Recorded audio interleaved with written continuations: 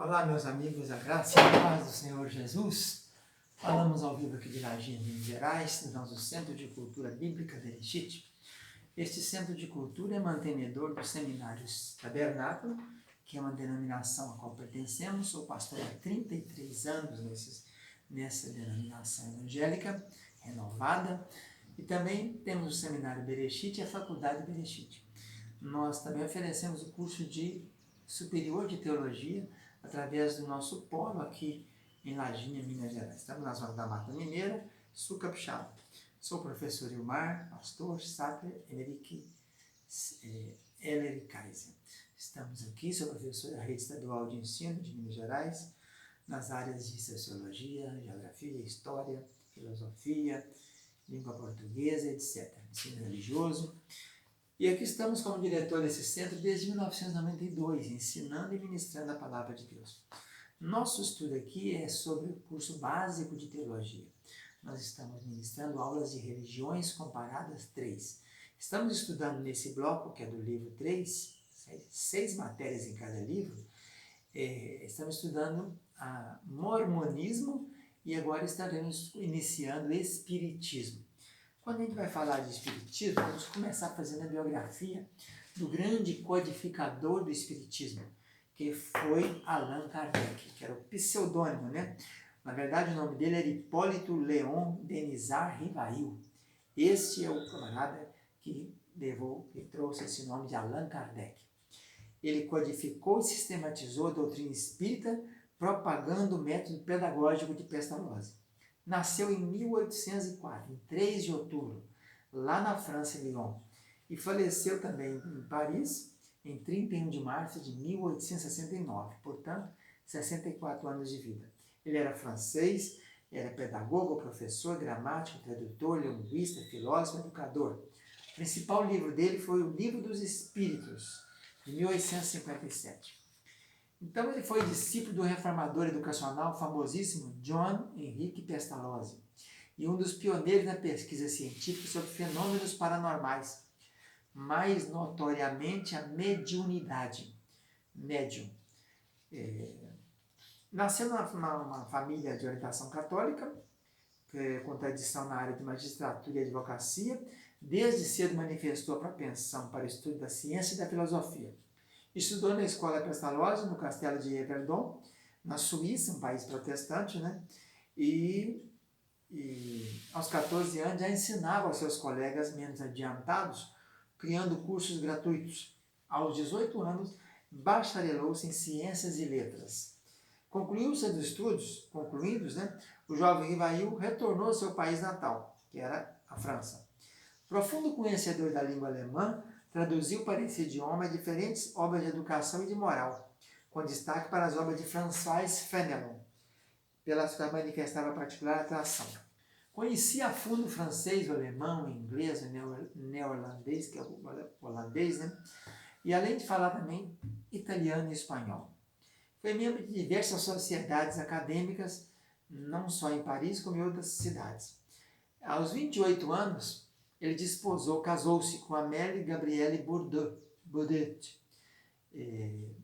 Antes disso, aos 20 anos, depois que ele retornou a Paris, ele começou a lecionar. Em 34, lecionou e publicou diversas obras, sendo membro da Academia Real de Ciências Naturais. Como pedagogo, ele dedicou-se à luta para a maior democratização do ensino público.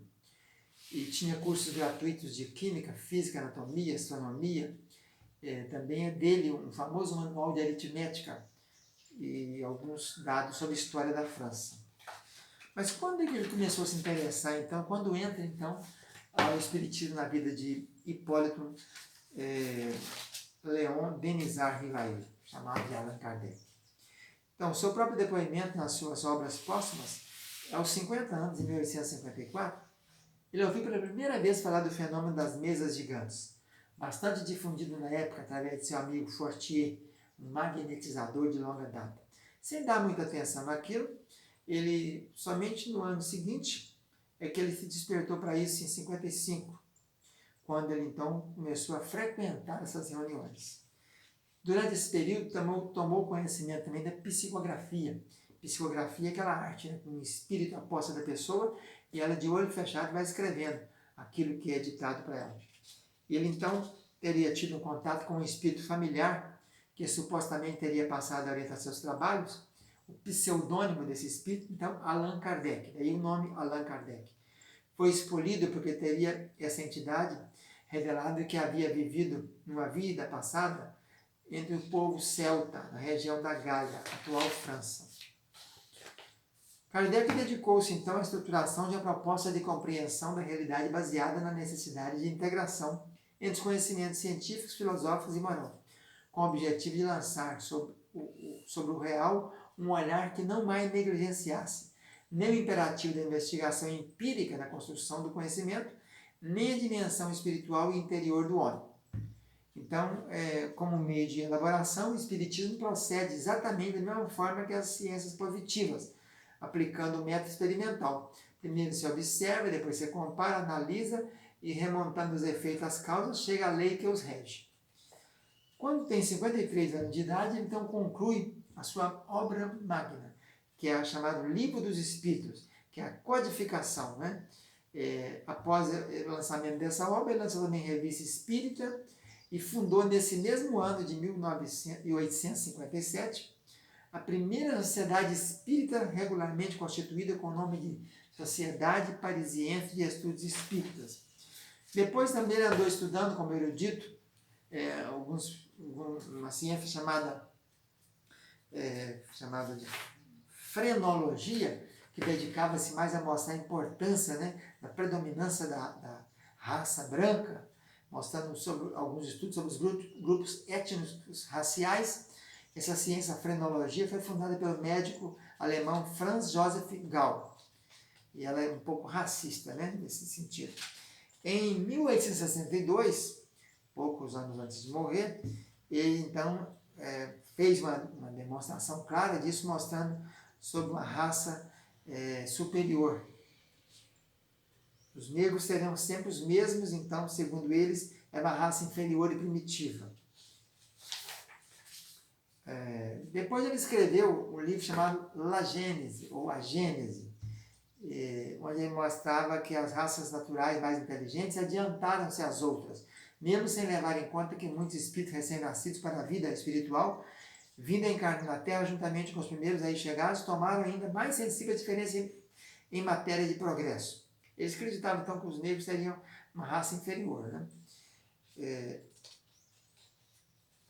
O Evangelho segundo o Espiritismo seria também uma grande obra dele, uma das maiores e principais, que concerne a conexão da Bíblia com a doutrina espírita, né?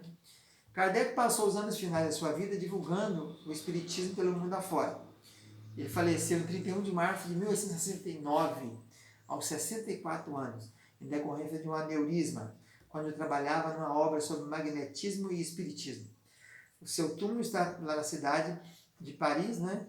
E tem uma frase aí, a lápide dele diz assim: nascer, morrer, renascer ainda e progredir sem cessar, tal é a lei. Isso é o que consta lá na lápide do seu túmulo em Paris. Principais obras do Hipólito Léon Denisard Rivail, chamado de Allan Kardec, primeiras obras didáticas: curso prático de aritmética, plano proposto para a melhoria da instrução pública, gramática francesa, manual de exames para títulos acadêmicos, catecismo gramatical da língua francesa, ditados especiais sobre as dificuldades ortográficas. As obras espíritas principais é o Livro dos Espíritos, que tem os princípios da doutrinação espírita. O Livro dos Médios, depois tem o Evangelho segundo o Espiritismo, o Céu e o Inferno, a Justiça Divina segundo o Espiritismo, a Gênese, os Milagres, as Predições segundo o Espiritismo. Essas principais obras dele, né? E teve muitos diplomas, muitos cursos, já viram que ele é bastante graduado, né, muito estudioso. Ele era pedagogo, professor, gramático, tradutor, linguista, filósofo, educador, falava vários idiomas. Então está aí a biografia do chamado assim, pai do Espiritismo. Ficamos por aqui, fica na paz, tchau, tchau.